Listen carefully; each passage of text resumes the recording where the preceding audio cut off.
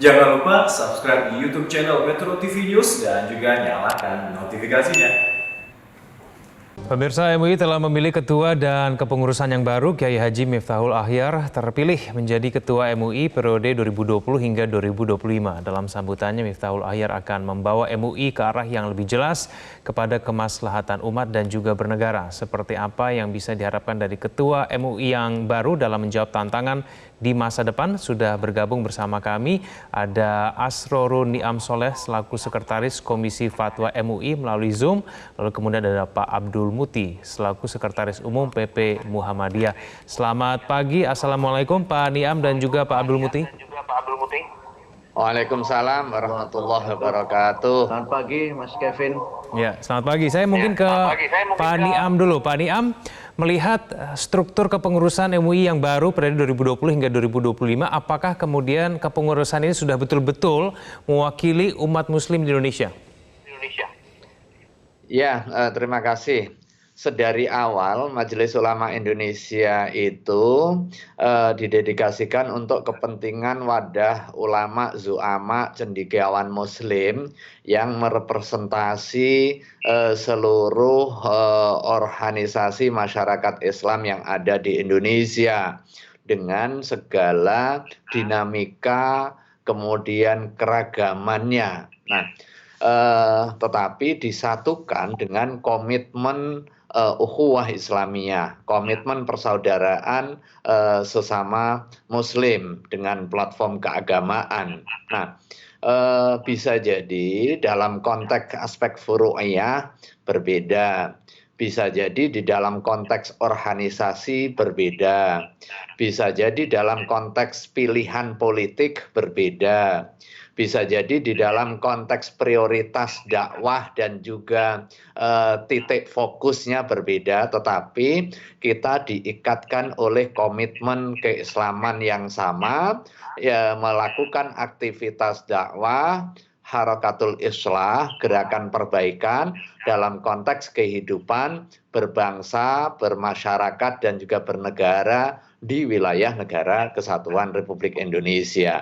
Nah, kepengurusan MUI yang telah ditetapkan untuk periode 2020 hingga 2025 itu merepresentasi seluruh elemen strategis umat Islam yang ada di dalam wilayah negara kesatuan Republik Indonesia. Baik, Pak Niam, tapi ada yang mengkritik terlalu banyak kader NU. Tanggapan seperti apa, Pak Niam? Sebenarnya kita harus lihat secara utuh dan juga proporsional ya, karena penetapan susunan kepengurusan itu dilakukan oleh seluruh elemen yang ada di dalam Majelis Ulama Indonesia. Ada elemen unsur perwakilan MUI daerah dari 34 provinsi yang terbagi menjadi 7 zona. Kemudian ada unsur ormas Islam. Saya kira kenapa NU dan Muhammadiyah menjadi jangkar utamanya, karena pada hakikatnya keberadaan organisasi masyarakat Islam di Indonesia yang paling besar populasi itu ya NU Muhammadiyah. Maka tentu justru tidak tepat kalau seandainya di dalam kepengurusan itu NU tidak ada, Muhammadiyah tidak ada. Nah, di sini diterjemahkan juga di dalam konteks peraturan internal di Majelis Ulama Indonesia melalui PDPRT-nya. Pada saat penyusunan formatur, kalau unsur ormas yang berjumlah 5 ormas sebagai formatur ini, 2 ormas itu tidak dipilih, tetapi itu secara otomatis, yaitu NU dan juga Muhammadiyah. Kemudian ada 3 ormas yang mewakili ormas-ormas yang lain dilakukan secara bergiliran. Nah, untuk tahun 2020 ini, ormas yang menjadi formatur dalam proses penyusunan secara musyawarah mufakat itu dari unsur syarikat Islam. Kita tahu Ormas Syarikat Islam ini memiliki sejarah panjang di dalam proses dakwah Islam di Indonesia, sekaligus juga di dalam proses pewujudan kemerdekaan serta pemajuan Indonesia. Kemudian ada Persatuan Islam. Kemudian ada unsur yang lain yaitu Perti. Nah, ini mewakili unsur-unsur yang ada di tengah masyarakat. Baik, saya ke Pak Abdul Muti. Pak Abdul Muti melihat mengenai struktur kepengurusan MUI yang baru, apakah kemudian PP Muhammadiyah cukup terwakili di situ? Ya, kalau kita lihat di dalam ketentuannya sebenarnya kan MUI ini bukan representasi organisasi. Secara keanggotaan MUI ini lebih merupakan gabungan dari para ulama yang memiliki kompetensi dan diharapkan dapat memimpin dan memandu umat. Jadi MUI ini tidak seperti DPR yang keanggotaannya merepresentasikan ormas-ormas atau organisasi-organisasi keislaman yang ada di Indonesia. Walaupun memang idealnya karena menggunakan nama Majelis Ulama Indonesia, memang komposisi di MUI itu idealnya mencerminkan representasi dan juga sekaligus komposisi dari berbagai latar belakang ulama dan latar belakang organisasi Islam yang ada di Indonesia. Kalau misalnya ada organisasi tertentu yang dominan, itu jangan-jangan ya ada organisasi yang dia sesungguhnya punya nama yang berbeda tapi orang-orangnya sama. Ini yang menurut saya perlu menjadi pemahaman kita bersama-sama. Tapi apapun Munas sudah selesai dan komposisi kepemimpinan juga sudah ditetapkan. Nah, karena itu masih ada sebenarnya langkah berikutnya yang diharapkan dapat merepresentasikan atau menggambarkan warna keislaman Indonesia itu dari komisi-komisi yang nanti akan dibentuk oleh Majelis Ulama Indonesia. Terutama misalnya komisi fatwa yang memang itu harus menggambarkan keberagaman organisasi Islam yang ada di Indonesia. Baik Pak Abdul Muti dan juga Pak Diam, kita akan lanjutkan dialog kita di segmen selanjutnya. Pemirsa, kami akan segera kembali. Kembali bersama kami di Metro Pagi Prime Time. Di segmen ini kami juga telah terhubung dengan cendekiawan Muslim, ada Profesor Komarudin Hidayat. Prof. Komar, selamat pagi. Selamat pagi. Ya. Prof. Komar, tanggapan Anda berkaitan dengan pengurus dari MUI yang baru, periode 2020 hingga 2025. Apakah kemudian pengurusan baru ini bisa memiliki peran yang lebih dibandingkan dengan MUI periode sebelumnya? Saya ingin lebih menyampaikan harapan ya, tidak akan menilai. Bahwa religiositas di Indonesia, semangat komunalisme keagamaan, ini kan semakin meningkat karena berkaitan dengan pemilu dan pilkada. Sehingga politik identitas keagamaan dikhawatirkan akan mencuat lagi. Dalam konteks inilah mestinya MUI menunjukkan wibawa moral intelektual sebagai lembaga yang independen, sebagai rujukan yang memberikan kesejukan, kecerdasan, dan persatuan bangsa dan umat. Karena ulama itu ilmuwan, maka hendaknya sikapnya juga ilmiah dan independen.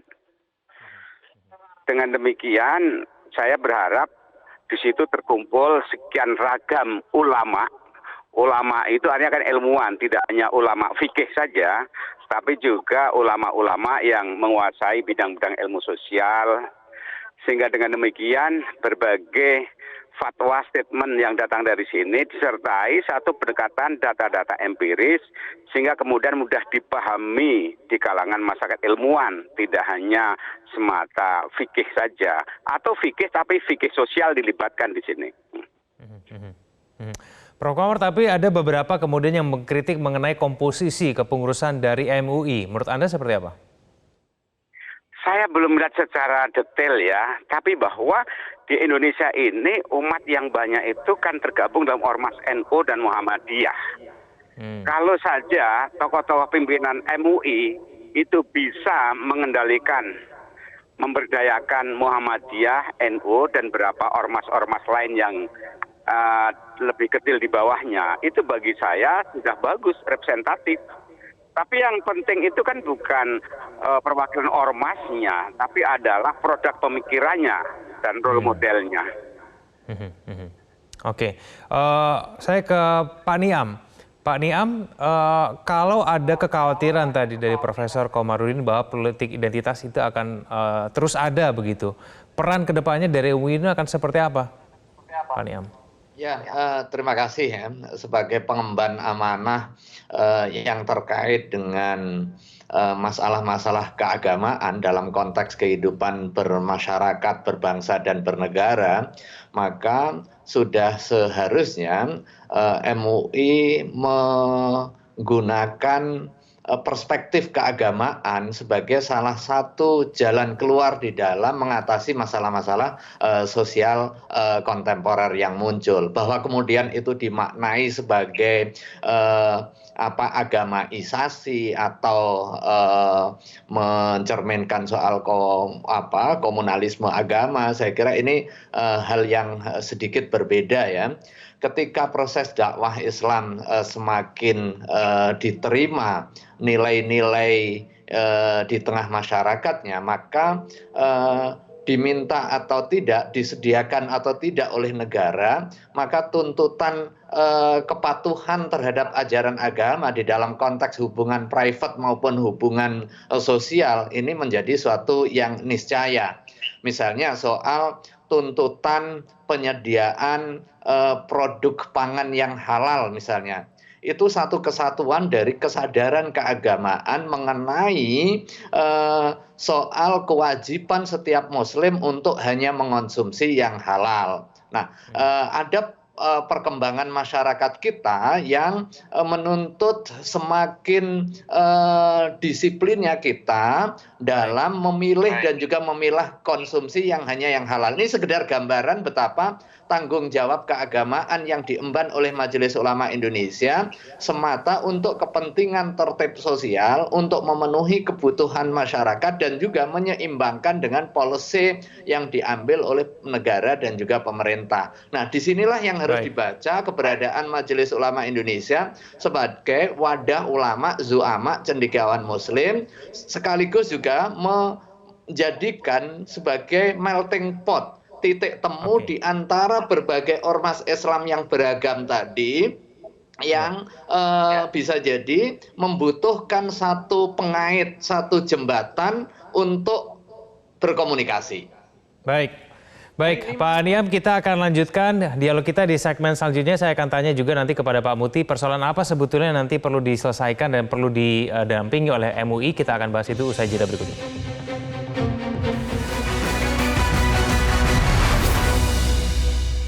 Kembali bersama kami di Metro Pagi Prime Time. Kembali kita lanjutkan mengenai peran dari kepengurusan MUI yang baru. Saya kembali tanyakan kepada Pak Abdul Muti, Sekretaris Umum PP Muhammadiyah.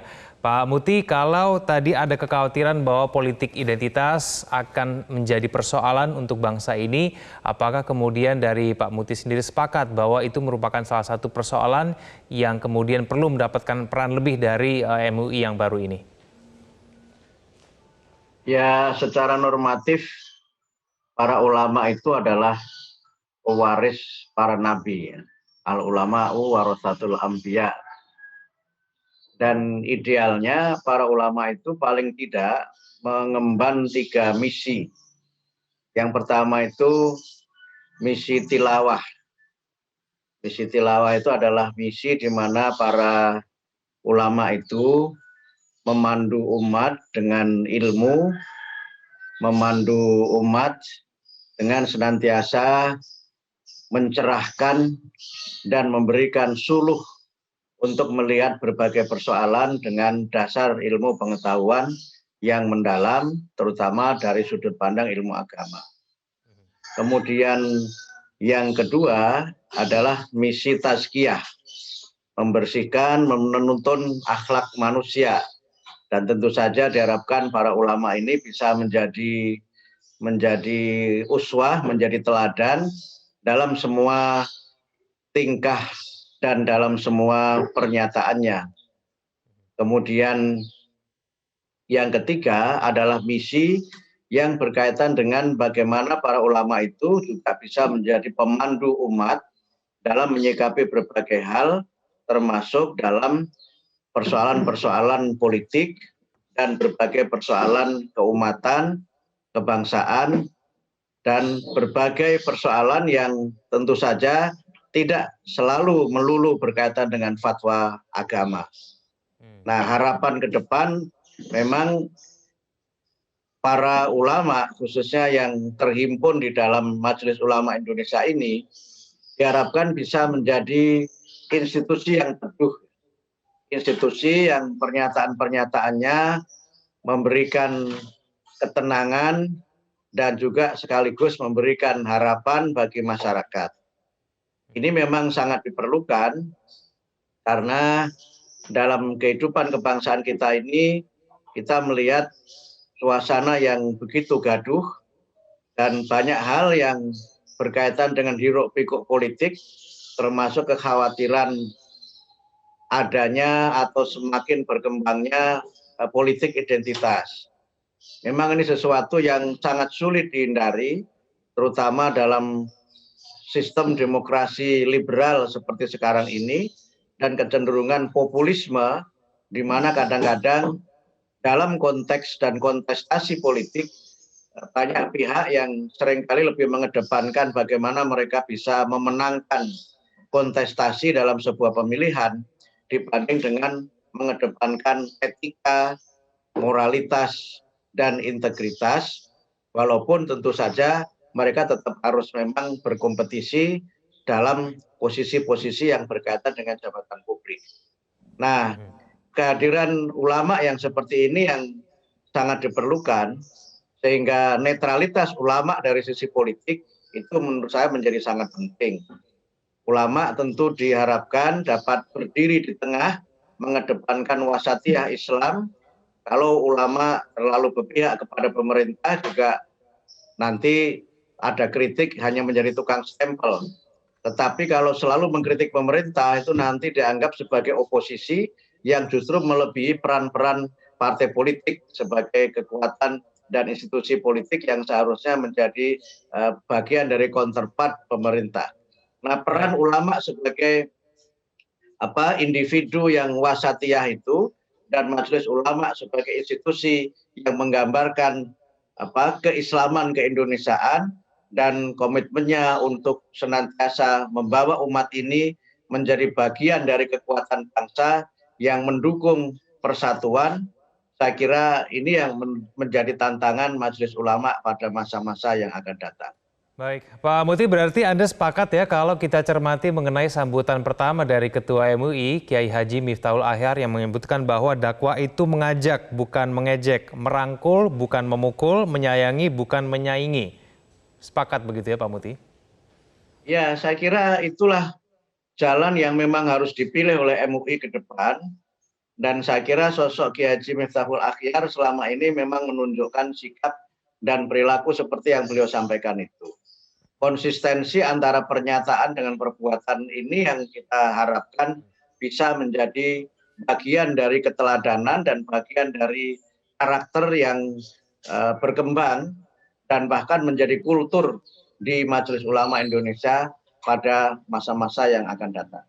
Baik, Pak Niam, kira-kira yang kemudian nanti akan dilakukan oleh MUI ke depannya begitu ya kepada ulama-ulama ataupun mungkin suara-suara yang bersuara keras begitu, itu akan seperti apa sih? Ya, senafas dengan harapan yang disampaikan oleh Profesor Abdul Mu'ti tadi, keberperanan MUI itu adalah sebagai wadah untuk memastikan wasatiyatul Islam itu terrefleksi di dalam kehidupan masyarakat berbangsa dan bernegara. MUI menerjemahkan warna-warni kecenderungan masyarakat Muslim di Indonesia yang beragam. Nah, posisi jalan tengah ini pada hakikatnya sesuatu yang ideal, tetapi prakteknya cenderung sulit ketika berada di dalam dua kutub ekstrim. Buya Hamka Allahyarham sudah memberikan gambaran metaforis posisi MUI itu sebagai kue bika, dibakar di atas, dibakar di bawah.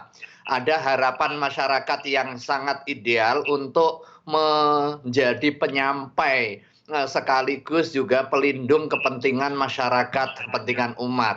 Di sisi yang lain ada komitmen menyeimbangkan dengan policy yang diambil oleh pemerintah di dalam kerangka tahqiqu masalihi al-ibad, merealisasikan kemaslahatan. Nah, di sisi yang lain, warna-warni kecenderungan umat Islam ini kan sangat tinggi seiring dengan tingginya preferensi politik, tingginya dan banyaknya jumlah ormas.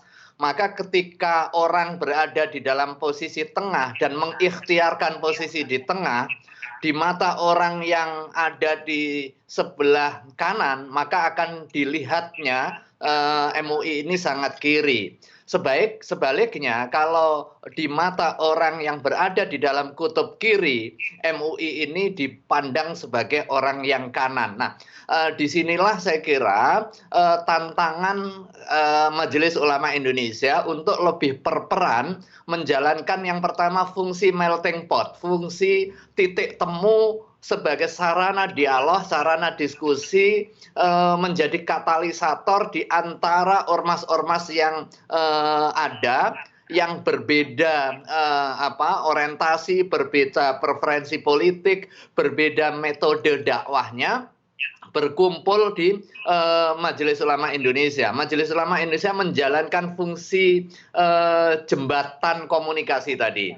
Nah, fungsi yang kedua adalah untuk apa yang tadi juga disampaikan oleh Prof. Mukti, memastikan khidmah ulama untuk kepentingan kemaslahatan umat dan juga bangsa secara umum, mulai dari aspek ubudiyah sampai masalah-masalah sosial kemasyarakatan. Pak Mukti, cara menurut Anda yang paling efektif untuk kemudian merangkul mengenai adanya perbedaan pendapat begitu ya mungkin dalam politik di Indonesia, itu bagaimana caranya Pak Mukti? Ya, pertama kita diberi tuntunan oleh agama melalui musyawarah. Dan ini juga yang menjadi bagian dari kultur dan sistem di Indonesia. Salah satu ciri dari kehidupan bangsa kita ini adalah kehidupan di mana kita senantiasa bermusyawarah dalam menyelesaikan berbagai masalah. Nah, karena itu banyak persoalan bisa kita selesaikan dengan cara ini. Dalam bermusyawarah itu kita saling bertemu, kemudian dibicarakanlah persoalan itu dari hati ke hati, dengan pikiran yang jernih, dengan niat dan semangat yang tulus, bahwa kepentingan kemaslahatan umum itu harus lebih diutamakan dibanding dengan hal-hal yang sifatnya personal dan sifatnya komunal. Ini adalah bagian dari apa yang selama ini sudah digariskan oleh agama dan juga sudah menjadi bagian dari kehidupan masyarakat dan ciri serta budaya bangsa Indonesia, yaitu bermusyawarah. Baik, Pak Mukti dan juga Pak Niam, kita sama-sama berharap semoga kemudian kepengurusan yang baru ini betul-betul bisa menjadi wadah umat Islam dan bisa berperan lebih baik ke depannya. Terima kasih Pak Niam dan juga Pak Mukti telah bergabung bersama kami di Metro Pagi Prime Time. Selamat pagi. Terima kasih Mas Kevin.